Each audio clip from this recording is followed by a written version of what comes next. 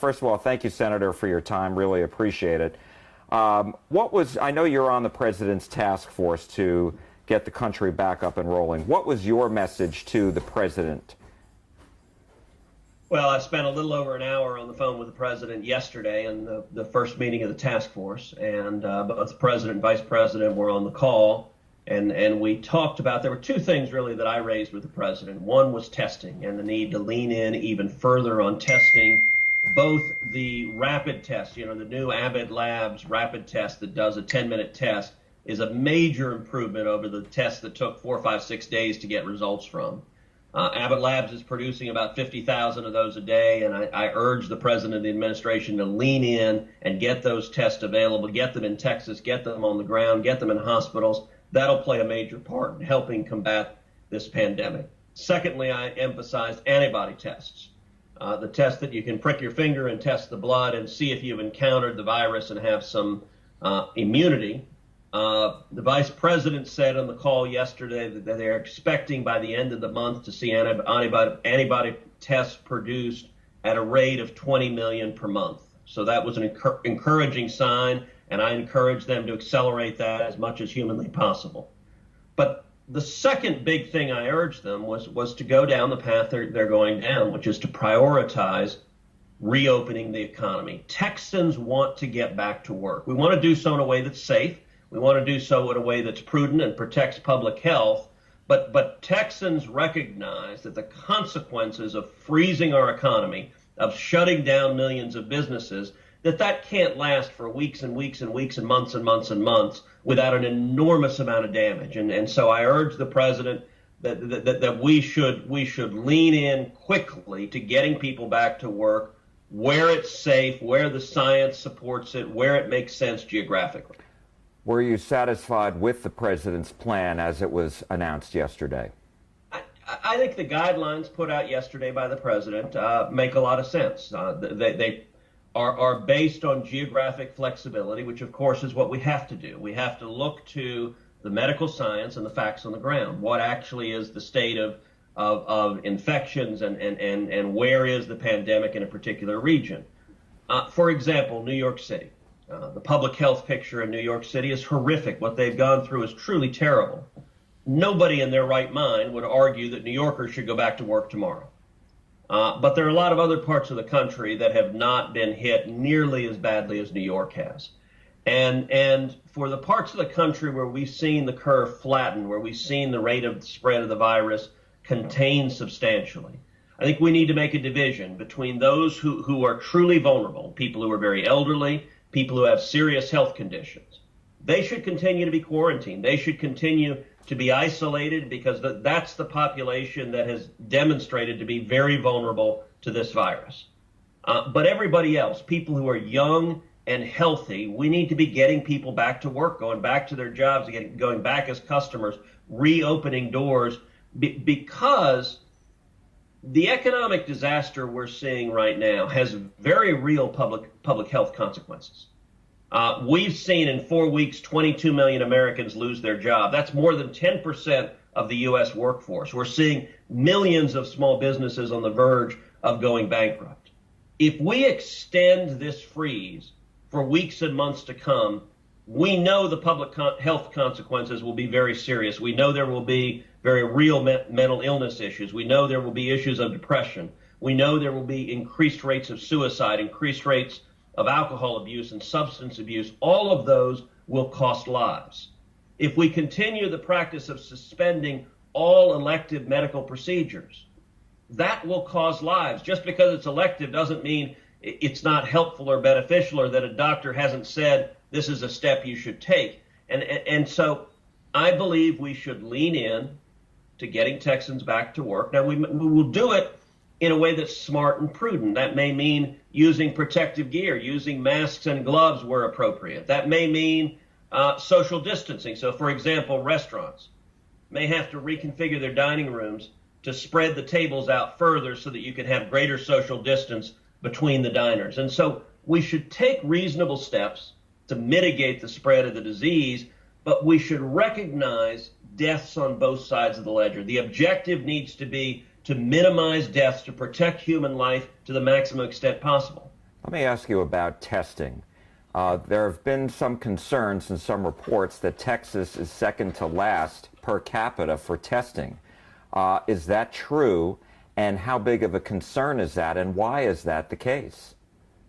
Well, it is a concern. Texas, we need more tests here. That is an issue. I've been pressing with the federal government. I've been working closely with the governor. I've been working closely with the administration to get more tests. Some of that is driven by the rates of infection, that Texas's infection numbers have been markedly lower than some other parts of the country. We have too many deaths in the state of Texas. We have too many infections in the state of Texas. But if you compare Texas to New York City or to a California, our rates of infection are just much, much lower. That is a blessing. We are grateful. If you compare it even to New Orleans, where New Orleans, the outbreak there was particularly severe. They had Mardi Gras right in the midst as this pandemic was growing, and I think having Mardi Gras proved to be, unfortunately, a serious mistake because it caused a lot of transmission of the virus. And so to some extent, those testing numbers are a function of where people are getting sick. That yes, it is serious in Texas, and we are treating it very seriously. And some of that is also recognition of the leadership in Texas, that early on, Texans began practicing social distancing. Early on, Texans began taking steps to mitigate the spread of this virus. You may recall early in March, when I encountered an individual who tested positive for coronavirus, I voluntarily self-quarantined. Even though the CDC doctors were telling me I didn't need to, I decided to do so anyway out of an abundance of caution. I think that was the right thing to do. Early steps in Austin when they canceled South by Southwest.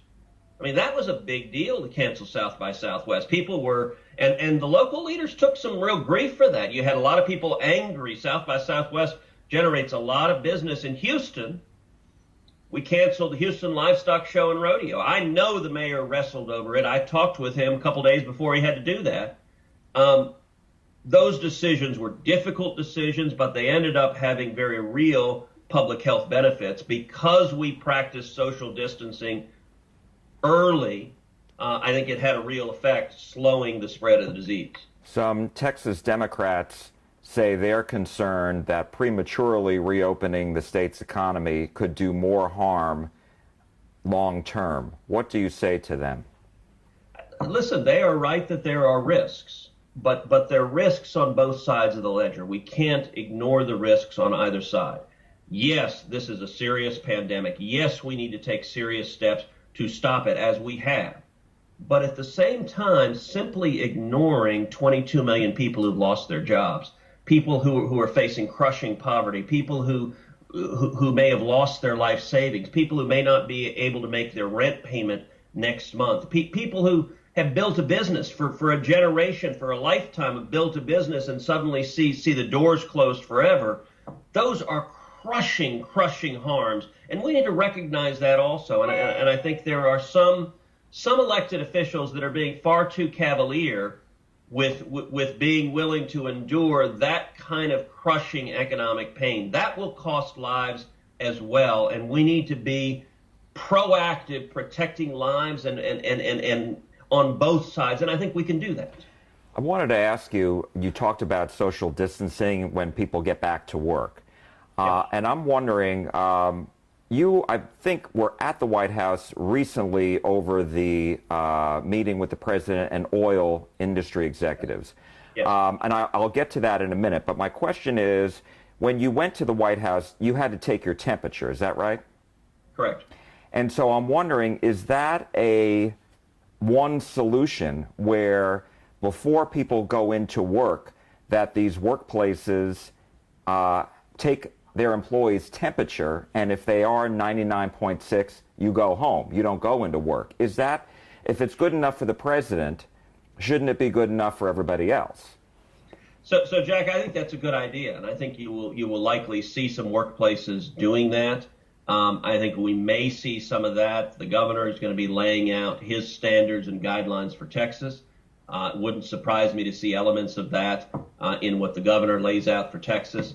So the way it worked, it was a little over 2 weeks ago that I flew up to D.C. to meet with the president, and it was on energy. It was on oil and gas, and it was with major energy CEOs, and I have been deeply, deeply involved in the crisis in energy, fighting to save Texas energy producers, Texas small independents that face bankruptcy and could cost millions of jobs in the state of Texas. So I've been very, very active, engaged with the Saudis, pressing back hard on the Saudis for their acts of economic aggression against us during this crisis. But the meeting at the White House, when I got there, before you went in the complex, they did take your temperature with one of those things they scan on your forehead, which, you and I when we were growing up, they had to stick it in your mouth or your rear end. So I guess the forehead is an easier way to do it. And then, actually, as it so happened, the day I was there, it was a Friday 2 weeks ago, was the first day they had a new White House policy that everyone who meets with the president had to be tested. And so they pulled everyone aside, and they had just gotten one of these Abbott Labs quick tests. And so the old test, I had not taken the old test, but I know a number of people who have. They said the old test, they would stick a thing up your nose, and apparently they'd stick it way up your nose. I mean, it was unbelievably painful and unpleasant. People said it felt like it was going to the back of your brain. Thankfully, and then it took 3, 4, 5, 6 days to get results. Thankfully, this Abbott Labs one is much simpler. They just put a little swab in each nostril, they stick it in the machine, and 10 minutes later you get results. And so everyone went to the meeting because they cleared us and did a quick test. That really showed where hopefully we will get. Now, it will take some time. They're producing 50,000 of those a day. We're a big country. There are 330 million people in this country. And so it will take some time for those tests to be as widespread as they need to. But that combination, taking people's temperature, people staying home if they're sick. Look, just as a general proposition, it wasn't that long ago that a lot of folks said, "Oh, I'm sick. I'm going to work anyway. I'm going to tough it out." And they show up and they're coughing and sneezing on everything. I do think now, if someone is sick, they need to stay home. That we've recognized their risk, so that if you see symptoms in yourself, you can take actions to prevent the spread of it. And all of those steps, washing your hands frequently with soap, all of those steps have a positive impact slowing the spread of the virus. I wanted to ask you about the SBA and the Paycheck Protection Program. I did a story yesterday. A lot of frustration even before the program ran out of money. And now even more frustration from small business owners here because the program has run out of money. So what do you say to these small business owners who are waiting, who are counting on, relying on this money to get by at least temporarily? Look, what I say to small business owners in Texas and across the country is get on the phone and call your Democratic representatives and tell them to stop screwing around. What Nancy Pelosi and Chuck Schumer are doing right now is disgraceful. They are holding the Paycheck Protection Program hostage. They're the ones blocking the funding for it. Look, the Paycheck Protection Fund was part of the CARES Act, part of the $2 trillion emergency relief bill that we passed out of Congress a couple of weeks ago. Had enormous bipartisan support. It passed the Senate unanimously, 96-0. Every Republican voted yes. Every Democrat voted yes. I voted yes, and Bernie Sanders voted yes. That's a lot of ideological diversity. By far, the most popular part of the CARES Act was the Paycheck Protection Plan, $350 billion in emergency guaranteed loans to small businesses, businesses with 500 or fewer employees, businesses like restaurants and bars and movie theaters and bowling alleys and nail salons and barber shops, all of these small businesses that are the backbone of our economy, who've been driven out of business by government policies, not through anything they did, not through their fault. The Paycheck Protection Fund gives them emergency loans that are forgivable if they spend them on payroll and salary. It's designed to keep millions of Americans still in their jobs. And last week, we saw that it was on the path to run out of money because the uptake had been so great. It was about $30 billion a day in loans that were going out the door that Republicans in the Senate sought to replenish the Paycheck Protection Program, sought to add an additional $250 billion, and Democrats stood up and objected. And it's not that they oppose the program. They say they support the program. They're going home and telling their constituents, that they're big supporters of the program, but they're holding it hostage for a whole series of partisan demand. And it is, frankly, it's cynical and it's wrong what they're doing. And there are millions of small businesses that right now today are suffering, and employees who are losing their jobs because Nancy Pelosi and Chuck Schumer are playing games with the livelihoods of their constituents. Is the Senate going to try again Monday? I hope so. And Jack, it's worth noting, we saw this same gamesmanship on the CARES Act. The CARES Act was negotiated in the Senate. It was bipartisan. Both Democrats and Republicans played a major role in drafting it. It was on the verge of passing, and passing easily, when at the last minute Nancy Pelosi parachuted in, and she blew it all up. And she had this list of partisan demands, most of which had nothing to do with the coronavirus epidemic. So for example, she tried to codify much of the Green New Deal, their radical environmental proposal. She had, for example, strict regulations on emissions from airplanes. Now, I gave a speech on the Senate floor asking what in the hell do airline emissions have to do with the coronavirus epidemic? And the answer was nothing. Now, what happened then, they delayed it for 5 days. They played these games then, and ultimately the congressional Democrats had to back off, and we ended up passing, by and large, the same bipartisan legislation we had 5 days earlier. Now today, every Democrat has voted for the Paycheck Protection Program, and they're telling their constituents they enthusiastically support it. But what they're doing is they're trying to hold it hostage to get other priorities they want. And Jack, Republicans, we could come up with a partisan list of priorities. I mean, we do know how to do that. We could come up with a whole list of demands. We're not doing that. If you look at the legislation that was filed by Republican leadership, it's a 2-page bill. All it does is it changes one number. It changes $350 billion to $600 billion. It adds $250 billion to the total pool of money. Everything else stays the same. It's the same guaranteed loans to cover salaries, to keep people employed in small businesses, to keep them on their health care. And right now, Democrats are gambling that they can extort something they want. And there are times for partisan battles, but in a pandemic crisis, this is not a time for the gamesmanship that we're seeing from congressional Democrats. The Democrats say they want more money for hospitals and for local governments. Your reaction to that? Well, the CARES Act had $100 billion for hospitals, had $150 billion for state and local governments. That money hasn't been distributed yet. It's in the process of being distributed. We haven't spent that money yet. So the Democrats' position is let's spend hundreds of billions more when we haven't spent the initial amount. I think that's irresponsible. Listen, $2.2 trillion is real money. That's 10% of our national debt. In any ordinary circumstance, it never would have passed. We are borrowing from our kids and grandkids. Now, it's an emergency. I voted for it because I think the crisis justifies it. But it's not something that I feel happy or comfortable about. That amount of money putting on the credit card will have real repercussions. The Democrats want to keep doing it. They want to be irresponsible about it. And I think the view of Republicans is a very reasonable position of let's wait till we've spent the other money first. Let's actually see what it goes to. The reason we need to supplement the Paycheck Protection Plan is that money's been spent. That's gone out the door. There was so much enthusiasm. So many small businesses in Dallas and Houston across the country applied for it. And Jack, the number one state in the country for the paycheck protection loans is the state of Texas. As far as what? As far as businesses receiving help? Receiving help, as far as the number of businesses receiving help, as far as the total number of loans.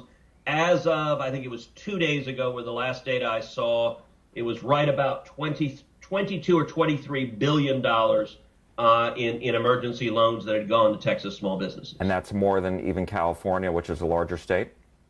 It is more than California, and it's more than New York. They were pretty close. California was just behind us, but on the data from 2 days ago, Texas was the number one recipient. What your point before raises the question not for today, but for tomorrow and the next months. How is the U.S. going to pay for all this? It's not as if the country didn't have massive debt beforehand. And so what are the long-term repercussions for all this? Look, those are ominous questions, and the only answer, the only thing strong enough to pay for it is getting back to the kind of robust growth we had before. And so I hope next month, I hope by next month, we've continued to make real progress on the pandemic, flattening the curve, slowing the spread of the virus. I hope we've seen large segments of the country getting back to work, getting the economy moving again. And then when Congress passes the next legislation, this first bill, I don't refer to it as a stimulus bill because that's not what it was doing. It was a relief bill. It was emergency relief for people who were hurt and hurt badly through no fault of their own. And the way I like to think of it is these are essentially short-term bridge loans. It's not fixing the problem. It's just helping people get to tomorrow, get through the crisis and get to tomorrow. These loans to small businesses are simply keeping them viable, keeping them alive so that they can reopen after the crisis has abated. Once we start reopening the economy, I hope the next bill is a recovery bill, is a bill that is focused on lessening the tax burdens, lessening the regulatory burdens, making it easier for the small businesses that are just opening their doors again to rehire their employees, to start making a profit, to start generating. Texas, we had enormous economic growth just 3 months ago. We need to get back to that and get back to that quickly. And I'll tell you, one of the things we've seen nationally, hundreds of government regulations, both federal and state and local, suspended during this crisis. I think as a starting point, every one of those suspended regulations ought to be treated as permanently suspended. That if the decision was made, this is really harmful to jobs and the economy during a crisis, well, let's not put them on during the recovery either. Let's create an environment where those small businesses could come roaring back, because the only thing strong enough to pull us back from all this debt is really robust growth, and that's where I want to see Texas going. Senator Cruz, I really appreciate your time. I know you've got a busy schedule today. We could probably talk for hours on all this, but I really do appreciate your time. Thank you so much. Thank you, Jack. Always a pleasure. Take care.